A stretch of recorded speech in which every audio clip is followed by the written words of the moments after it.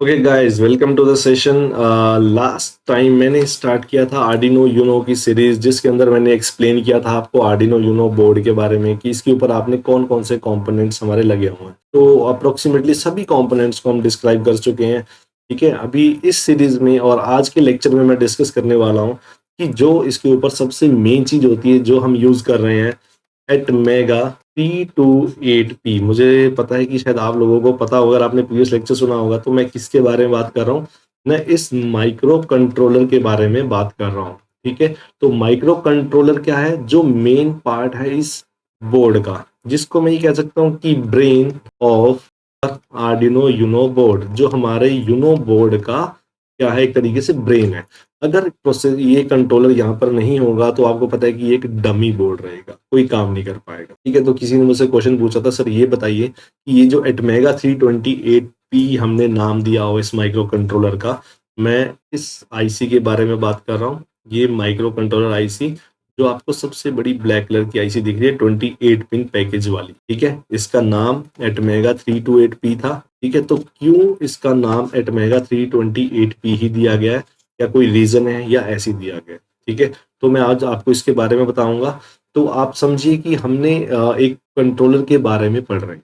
ठीक है, वो कंट्रोलर किस कंपनी ने लॉन्च किया है, अगर उसको कोई नाम दिया होगा तो उसके पीछे जरूर एक रीजन रहा होगा। ठीक है, रीजन मतलब इसके हर एक अल्फाबेट जो भी आपके साथ यूज कर रहे हैं वो कुछ ना कुछ रिप्रेजेंट करता है। ठीक है, तो हम पहले क्या करते हैं, इसको बाइफरकेट करते हैं। क्या क्या इसके अंदर आप कर सकते हैं? At 80 is different word, then I will write the next word at mega, right?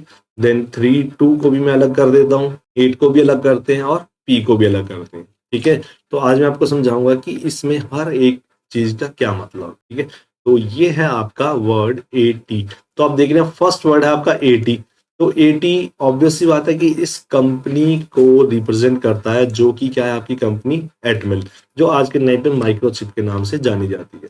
ठीक है, तो एटमेल कंपनी ने अपना कंट्रोलर लॉन्च किया और अपनी एक नोटेशन दे दी उसके साथ, AT।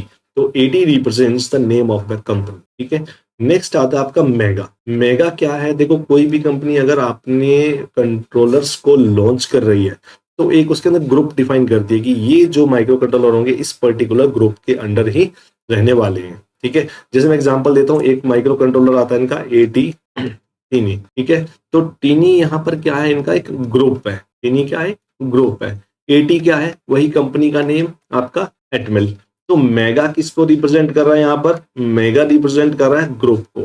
ठीक है, AT का मतलब कंपनी का नेम, मेगा का मतलब ग्रुप, कि ये कंट्रोलर आपका मेगा ग्रुप का है।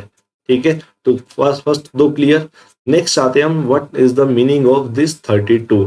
देखो, जब हम इसकी पूरी डेटा शीट को इवेल्युएट करेंगे तो आपको मिलेगा इसके अंदर कि इसके अंदर काफी तरीके की मेमोरीज होती है। जैसे EEPROM मेमोरी यूज होती है, इसके अंदर SRAM यूज होता है, जिसको हम स्टैटिक रैम बोलते हैं, फ्लैश मेमोरी यूज होती है। ठीक है, तो कई तरीके की मेमोरीज हैं, ये भी हम डिस्कस करने वाले हैं फ्यूचर लेक्चर्स में। ठीक है, तो ये 32 क्या रिप्रेजेंट कर रहा है? ये रिप्रेजेंट कर रहा है आपके किसकी? फ्लैश मेमोरी को, कि आप जो कंट्रोलर यूज कर रहे हैं उसकी फ्लैश मेमोरी कितनी है। तो what is the size? That is 32 KB की फ्लैश मेमोरी वाला माइक्रो कंट्रोलर यूज कर रहे हैं। देखो, जिनको नहीं पता फ्लैश मेमोरी क्या होती है, EPROM क्या होता है, SRAM क्या है, उनके लिए मैं एक सेपरेट लेक्चर बनाऊंगा, ताकि आप मेमोरीज में भी डिफ्रेंशिएट कर पाएं कि एक ही कंट्रोलर के अंदर डिफरेंट डिफरेंट मेमोरीज क्यों लगाई गई। ठीक है, तो 32 KB ये size of flash memory, you can say size of FM word use कर रहा हूँ, फ्लैश मेमोरी। ठीक है, नेक्स्ट आता है आपका 8।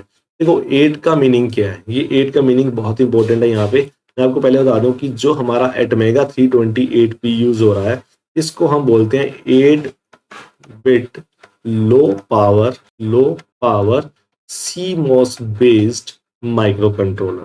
ठीक है, तो यहाँ पर जो 8 यूज हो रहा है ना, ये रिप्रेजेंट कर रहा है साइज ऑफ माइक्रो कंट्रोलर। जो आप माइक्रो कंट्रोलर यूज कर रहे हैं उसका साइज क्या है? यहाँ कितना साइज होगा? 8 बिट का। ठीक है, मैं आपको सिंपल एक एग्जांपल से समझाता हूँ कि जैसे आज के टाइम पर आप क्या करते हैं, लैपटॉप्स के अंदर या मोबाइल्स के अंदर माइक्रो प्रोसेसर्स आप यूज कर रहे हैं। ठीक है, तो क्या होता है कि जैसे सपोज मैं फर्स्ट प्रोसेसर की बात करता हूँ जो एक इंटेल कंपनी ने लॉन्च किया था, वो प्रोसेसर आपका था 4 बिट का प्रोसेसर था 4004। ठीक है, फिर जैसे जैसे टेक्नोलॉजी इंक्रीज होती गई, आपका साइज जो था प्रोसेसर का वो इंक्रीज होता गया। हम प्रोग्रेस कर गए 4 बिट से 8 बिट पर, फिर प्रोग्रेस कर गए 16 बिट पर। ठीक है, आप देख रहे हैं साइज कैसे इंक्रीज हो रहा है।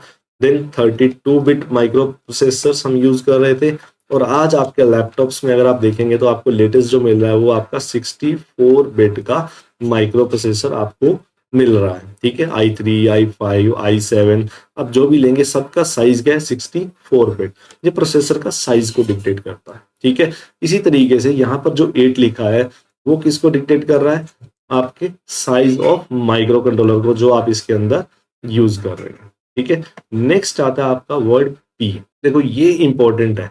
ये क्यों इंपॉर्टेंट है, क्योंकि देखो हमारे पास अगर आप कभी नेट पे चेक करेंगे तो आपको 2 माइक्रो कंट्रोलर्स मिलेंगे, एटमेगा 328 और एक मिलेगा एटमेगा 328P। जो हमारा बोर्ड पर आर्डिनो यूनो बोर्ड पर यूज हो रहा है वो है एटमेगा 328P। यहाँ P का कुछ तो नोटेशन होगा जो डिफरेंस किया गया है। ठीक है, तो आप समझिए कि P वर्ड रिप्रेजेंट कर रहा है आपके वर्ड को, पीको पावर को, पीको पावर को। पीको पावर मीन्स आप कह सकते हैं पावर जो कंजम्पशन इसकी है। ठीक है, माइक्रो कंट्रोलर कितनी पावर कंज्यूम कर रहा है, ये इसकी पावर कंजम्पशन है।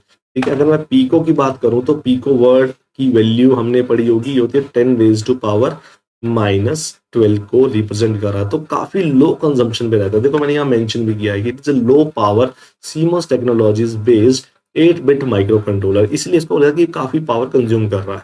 अब एटमेगा 328 और एटमेगा 328P में कोई डिफरेंस है? देखिए, अगर मैं block diagram, architecture, pin diagram की बात करता हूँ, सब कुछ सेम है। ठीक है, सिर्फ डिफरेंस क्या है, पावर कंजम्पशन का।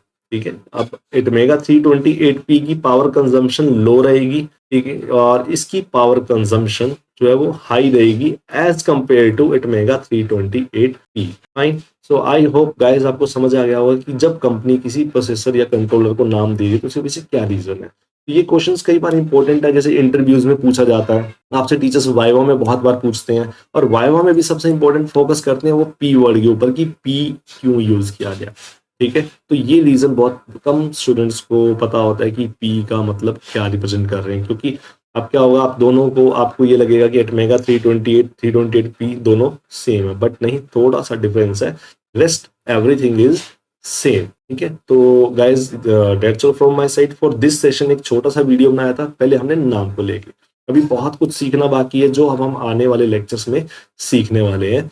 ठीक है, हर एक इंपॉर्टेंट पॉइंट, हर छोटा पॉइंट मैं अपने लेक्चर्स में कवर करने वाला हूं, ताकि आप लोगों को क्लियर होता जाए। तो कोई भी लेक्चर मेरी सीरीज का आप मिस नहीं करेंगे, आपका एक फ्लो बना रहेगा और उस फ्लो से हम आगे बढ़ते जाएंगे। ठीक है, अगर आप लोगों को ये लेक्चर अच्छा लगा हो तो kindly subscribe, like, comment and share my channels with the students जिनके लिए ये चीजें इंपॉर्टेंट हैं। Okay, so thank you, have a nice day, enjoy, मिलते हैं अगले वीडियो में।